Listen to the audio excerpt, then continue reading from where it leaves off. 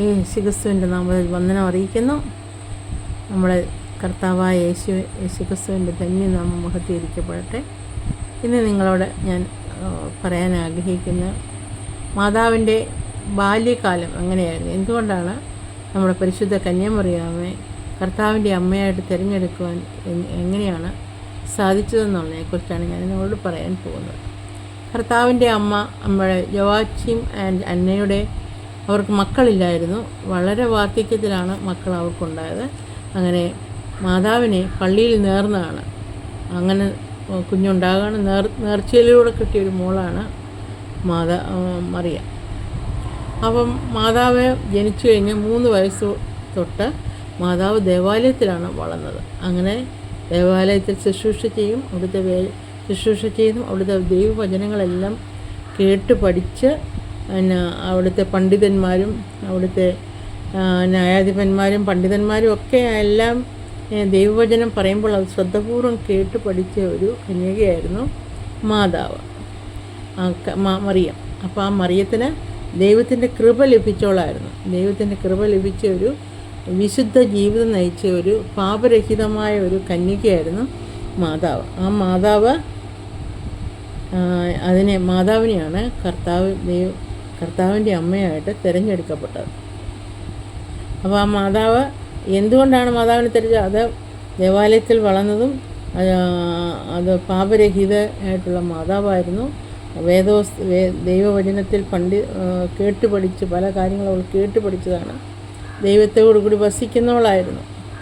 അപ്പോൾ പണ്ട് കാലത്ത് ഒരു 12 വയസ്സാകുമ്പം തൊട്ട് കന്യകമാരെ വിവാഹ നിശ്ചയം ചെയ്യുന്നൊരു പതിവ് യഹൂദന്മാരുടെ ഇടയിലുണ്ടായിരുന്നു. അങ്ങനെ മാതാവിന് 12 വയസ്സായപ്പോൾ മാതാവിനെ ജോസഫ് എന്ന ഒരാളുമായിട്ട് വിവാഹം നിശ്ചയിക്കപ്പെട്ടിരുന്നു. അങ്ങനെ ജോസഫുമായിട്ട് വിവാഹം നിശ്ചയിച്ച സമയത്താണ് ഗബ്രിയേൽ മാലാഹ മാതാവിന് പ്രത്യക്ഷപ്പെട്ട് പറഞ്ഞ, കൃപ നിറഞ്ഞവളെ, നിനക്ക് സമാധാനം, നിനക്ക് കർത്താവിൻ്റെ കൃപ ലഭിച്ചിരിക്കുന്നു, ദൈവത്തിൻ്റെ കൃപ ലഭിച്ചിരിക്കുന്നു, നീ ഒരു പുത്രനെ ഗർഭം ധരിച്ച് പ്രസവിക്കുമെന്ന് പറഞ്ഞപ്പോൾ മാതാവ് പറഞ്ഞു, ഞാനൊരു പുരുഷനെ അറിയാതെ ഞാൻ എങ്ങനെ ഗർഭം എനിക്ക് ഉണ്ടാകും? പറഞ്ഞു, നിനക്ക് ഉണ്ടാകുന്നത് പരിശുദ്ധാത്മാവിലാണ് എന്ന് പറഞ്ഞ് നീ വിഷമിക്കേണ്ട എന്ന് പറഞ്ഞ് അവളെ മനസ്സിലാക്കി കൊടുത്തു മാതാവ്. അപ്പം പറഞ്ഞു, കർത്താവ് ഇതാ നിൻ്റെ ദാസി, നിൻ്റെ തിരുവിഷ്ടം പോലെ എനിക്ക് ഭവിക്കട്ടെ. വളരെ വിനയത്തോടും ഭവ്യതയോടും കൂടി കർത്താവിൻ്റെ വചനത്തെ സ്വീകരിച്ച്, കർത്താവിൻ്റെ തീരുമാനത്തെ സ്വീകരിച്ച് ഒരു മറിയയാണ് ദൈവം തിരഞ്ഞെടുത്തത്. അങ്ങനെ പരിശുദ്ധയായ മാതാവ്, പരിശുദ്ധയാണ് അവളെ, ഒരു കളങ്കമില്ലാത്ത ഒരു കന്യകയാണ്. അങ്ങനെയാണ്, അതുകൊണ്ടാണ് ദൈവം മാതാവിനെ തിരഞ്ഞെടുത്തത്. അങ്ങനെ മാതാവ് വളരെയധികം ദേവാലയത്തിൽ വളരെയധികം പരിശുദ്ധിയോടുകൂടി ജീവിച്ച ഒരു കന്യകയാണ്. അപ്പോൾ അങ്ങനെയുള്ള ഒരു മാതാവിൻ്റെ ഉദരമാണ് കർത്താവ് തിരഞ്ഞെടുത്തത്. അപ്പം ഈ പണ്ട് യഹൂദന്മാരുടെ കാലത്ത് കന്യകമാർ ഗർഭം ധരിച്ചാൽ അവരെ കല്ലെറിഞ്ഞ് കൊല്ലുന്ന ഒരു പതിവുണ്ടായിരുന്നു. അപ്പോൾ അത് ജോസഫ് പറഞ്ഞപ്പോൾ അവനെ രഹസ്യത്തിൽ ഉപേക്ഷിക്കാനായിട്ട് തീരുമാനിച്ചു. അപ്പോൾ ജോസഫിനെ സ്വപ്നത്തിൽ ദൈവം പ്രത്യക്ഷപ്പെട്ട് സ്വപ്നത്തിൽ കൂടി പറഞ്ഞു, നീ അവളെ ഉപേക്ഷിക്കരുത്, അവളെ പരിശുദ്ധാത്മാവിലാണ് ഗർഭം ധരിച്ചതെന്ന് ജോസഫിനെ അറിവ് കിട്ടി. ജോസഫ് അവളെ ചേർത്തുകൊണ്ട് അങ്ങനെ ആണ്